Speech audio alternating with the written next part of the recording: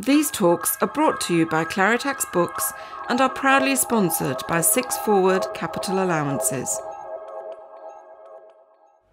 Welcome to the next in our series of talks on capital allowances. Today I'm going to look at the sometimes neglected short life asset election. Use of the election is always voluntary, but it can provide a cash flow advantage where assets have a relatively high rate of depreciation and therefore a fairly short useful lifespan. The election ensures that capital allowances are given over the period of ownership of the asset on the whole of the depreciation suffered over that period. So let's take the example of a business that has to invest heavily in a particular type of machinery that needs renewing, say, every 3 years, and that has a low residual value at that time.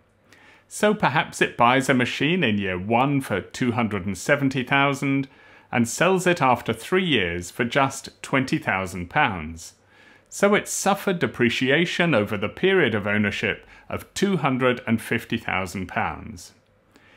If the business relies on ordinary writing down allowances of 18% per year, it will obtain relief of about £121,000 over the first 3 years of ownership.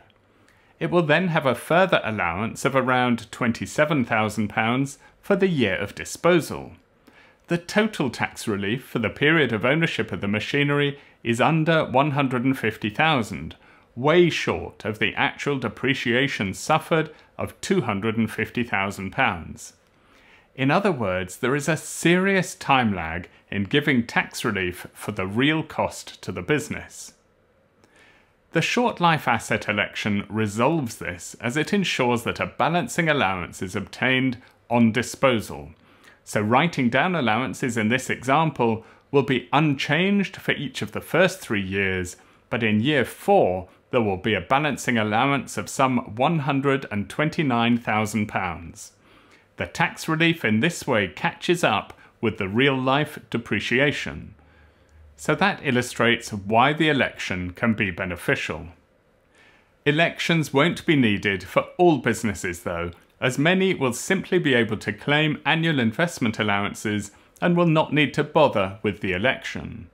But as the AIA limit falls to £200,000 from January, the short life asset election again becomes relevant for more businesses.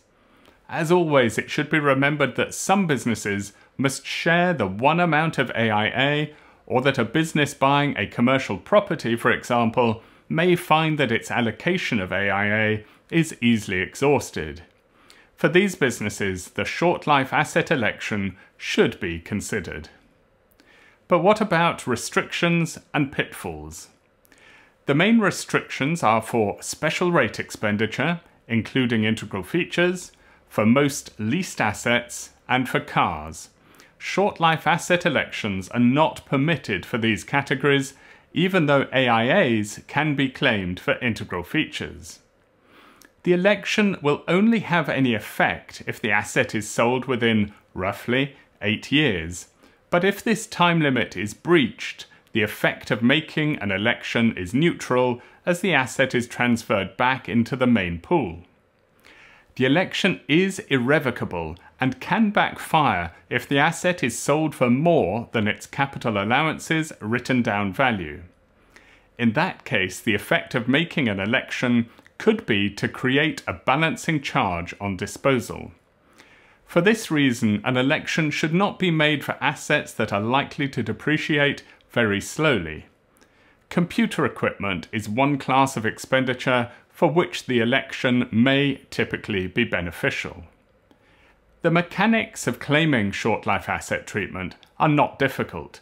The asset should be put into a separate capital allowances pool, a single asset pool. The election itself must be made within broadly 2 years from the end of the chargeable period. It must specify the asset and the amount and the date of the expenditure. So that's it for short life assets. Next week we'll take a look at the regime for so-called enhanced capital allowances, which offer accelerated relief for certain green expenditure. Thank you for watching. I'm Ray Chidell, author of Capital Allowances and of the A to Z of Plant and Machinery from Claritax Books. This talk was sponsored by Six Forward, an independent property tax consultancy working with accountants to enhance capital allowances for their clients.